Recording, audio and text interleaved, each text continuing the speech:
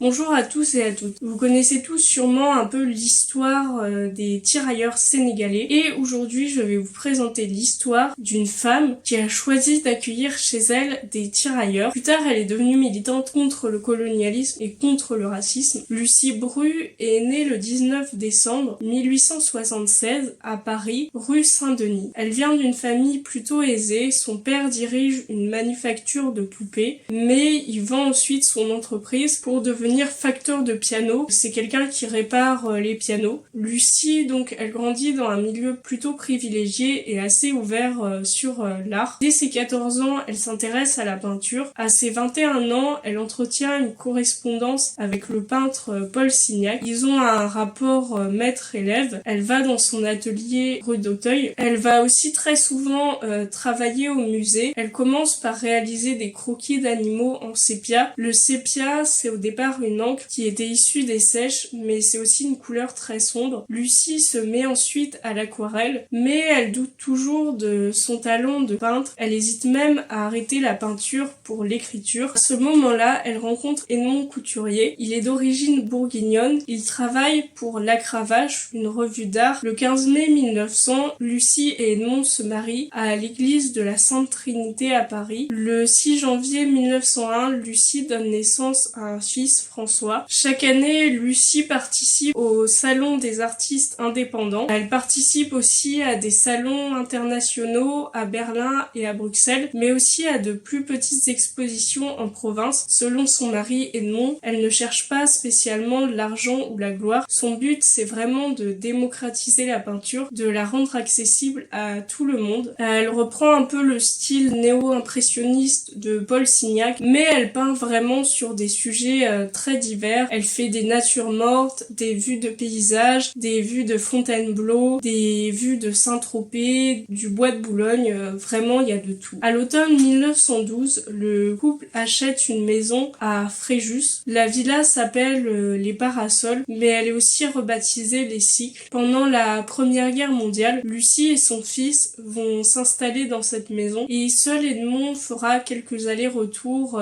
entre Fréjus et Paris. Il faut savoir que Fréjus a une particularité pendant la Première Guerre mondiale. C'est la première ville à accueillir les tirailleurs sénégalais. Donc ils étaient logés dans des sortes de campements, dans des baraquements. Ils étaient parfois employés dans les fermes ou sur les chantiers pour faire des travaux difficiles et ils ne combattaient pas forcément. Bien sûr, ils attiraient les badauds, mais ils ne se mélangeaient pas forcément à la population locale. Il y a tout un tas de rumeurs qui se créaient. Par exemple, il y a une des voisines de Lucie qui dit qu'elle va pas laisser courir sa petite fille alors que il y a les tirailleurs qui sont là. Les tirailleurs africains sont aussi accusés de voler des poules. Il y a une femme âgée qui est violée et d'un côté on accuse les tirailleurs mais en même temps on blâme la femme parce qu'on lui reproche d'être une ancienne prostituée. Au départ, Lucie, elle a quelques préjugés et elle est angoissée lorsqu'elle voit un tirailleur travailler sur un chantier, mais elle a aussi une bonne première expérience. Elle a des lapins et il y a un tirailleur qui va voir ses lapins et qui se met à rire et du coup elle se met à rire elle aussi. Une autre fois, il y a un homme qui rentre par la porte arrière de chez elle et il se met à travailler avec la cuisinière. Il l'aide à éplucher les légumes, voilà, comme ça tout simplement. Lucie va voir un officier qui se plaint des tirailleurs. Il dit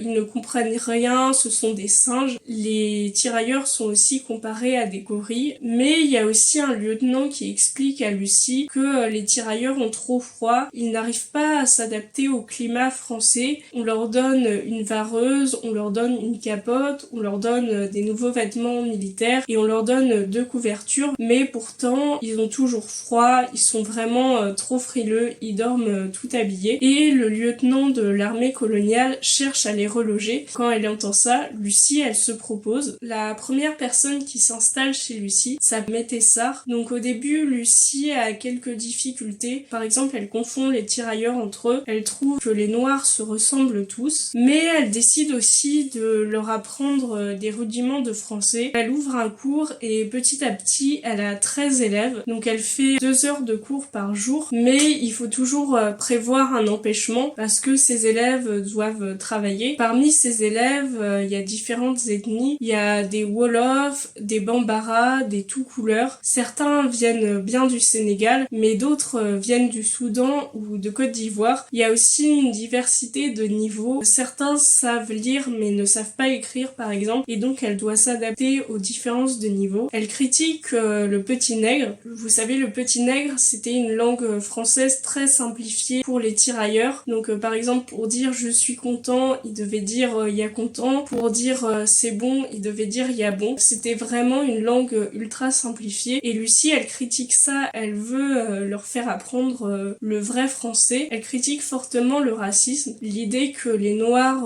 seraient moins intelligents. À l'époque, il y avait un des principaux préjugés, c'était que les Noirs étaient anthropophages, que les Noirs mangeaient d'autres hommes. Il y a un Sénégalais qui lui dit non, j'ai jamais vu des hommes manger d'autres hommes. Les Européens pensaient aussi que les Noirs mangeaient du singe. Il y a un Soudanais qui lui répond mais non, je peux pas manger de singe. Pour moi, en fait, les pieds et les mains des singes, ça ressemble trop aux pieds et aux mains des petits enfants. Lucie, elle essaye aussi d'initier ses élèves à l'art. Elle leur fait lire des auteurs classiques comme Charles Dickens ou Jules Renard. Il y a aussi son élève Mamadou qu'elle emmène à Paris. Elle lui fait visiter Notre-Dame, le Sacré-Cœur, tous les grands monuments. Elle l'emmène aussi au zoo et elle l'emmène aussi à l'opéra pour voir Carmen. Il y a un Sénégalais qui tombe amoureux d'une jeune épicière. L'épicière lui vendait des pistaches et il tombe amoureux, mais tous les deux savent bien que leur histoire d'amour est forcément provisoire puisque forcément après la guerre, le jeune homme va devoir rentrer dans son pays d'origine. Finalement, la jeune fille est forcée d'épouser un commandant blanc. C'est un mariage arrangé et les deux amoureux sont forcés de se quitter. Lucie noue une relation particulière avec Saher. Saher,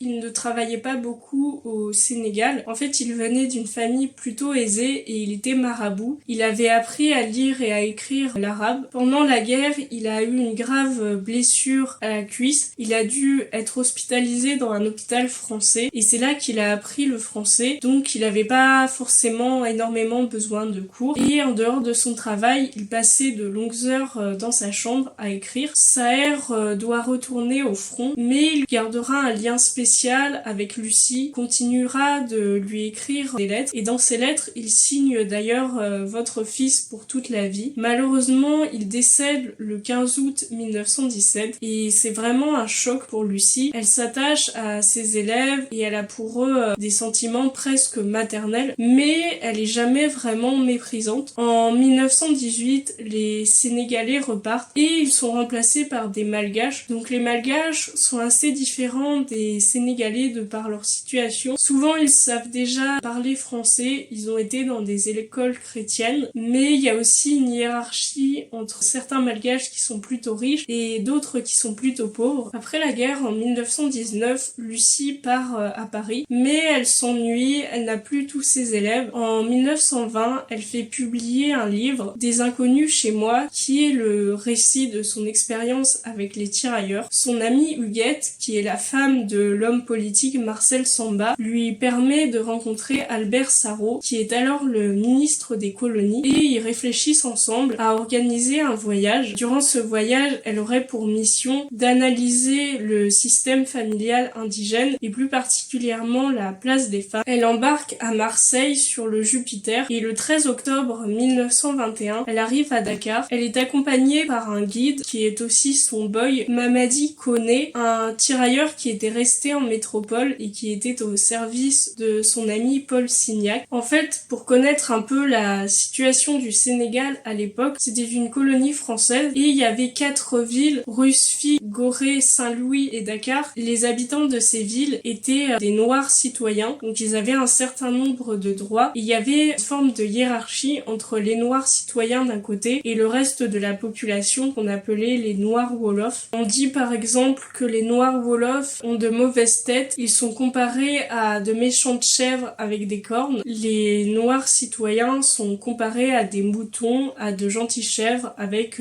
des têtes toutes douces. Au-delà de ça, il y a aussi une forme de racisme entre les différentes ethnies et une forme de hiérarchie. Il faut aussi savoir que la plupart des commerçants étaient syriens et par exemple il y a Mamadi, le guide de Lucie, qui a une bouilloire qui marche plus, qui va voir un commerçant syrien pour demander à l'échanger, mais le Syrien le lui refuse. Une autre fois, fois, Lucie ne se sent pas très bien et elle envoie Mamadi acheter de l'encre et de la quinine. Donc de la quinine, c'était une sorte de plante qui était utilisée notamment contre le paludisme. Mamadi, il va dans une droguerie. Quand il dit près de l'encre et de la quinine, le vendeur refuse de les lui donner et lui dit tu es noir, tu n'as pas besoin de faire de la peinture ou de la cuisine. Mamadi proteste, il dit que ce n'est pas pour lui, mais le vendeur refuse toujours de lui vendre les produits et donc Lucie est obligée de se déplacer, mais on voit qu'il y a aussi un racisme des commerçants français et syriens pour les Sénégalais. Il y a aussi des dames européennes qui traitent mal leurs boys africains, qui les insultent.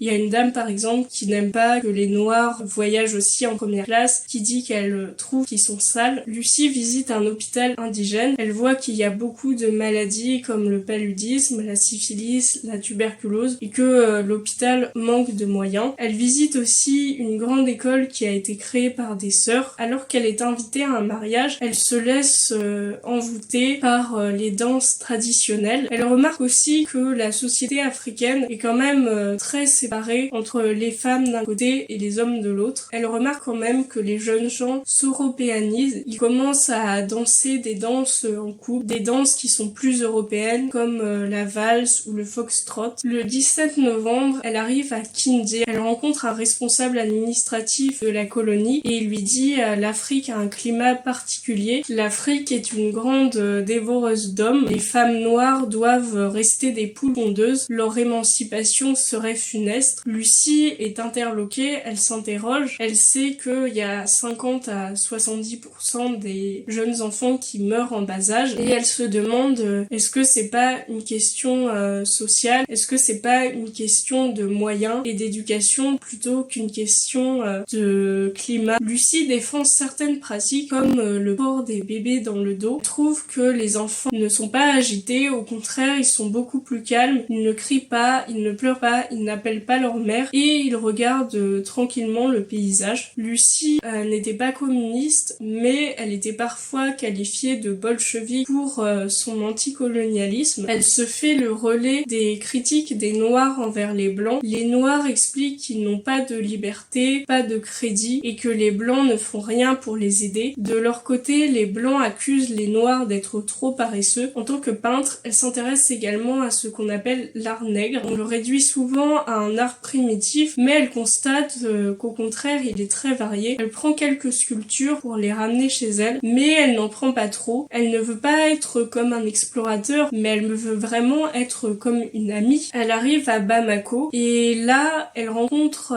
des hommes qui sont polygames, des hommes qui ont plusieurs femmes, mais en même temps, ce n'est pas forcément avantageux pour les hommes non plus. Il y a tout un tas de règles. Les hommes ne peuvent pas voir leurs femmes tant qu'elles sont enceintes, par exemple, et ça me fait un peu penser à ce que j'avais vu dans le témoignage d'Aoua Keïta, une sage-femme malienne dont j'ai d'ailleurs parlé aussi sur cette chaîne. N'hésitez pas à aller voir cette vidéo. Et les femmes savent aussi jouer de leurs atouts. Elles peuvent exiger de leur mari qu'il leur achète un nouveau pagne cher. Et Lucie remarque que dans ces conditions, il n'y a pas de place pour l'amour. Elle critique aussi les hommes blancs. Il y a certains hommes blancs qui ont plusieurs maîtresses noires, mais qui les battent, qui les traitent mal. Mais parfois, heureusement, il y a aussi quelques belles histoires d'amour entre Européens et Africaines. En 1922, Lucie retourne en France avec des dessins et croquis. Ses œuvres sont très différentes des représentations des Noirs qu'on a à l'époque. Souvent,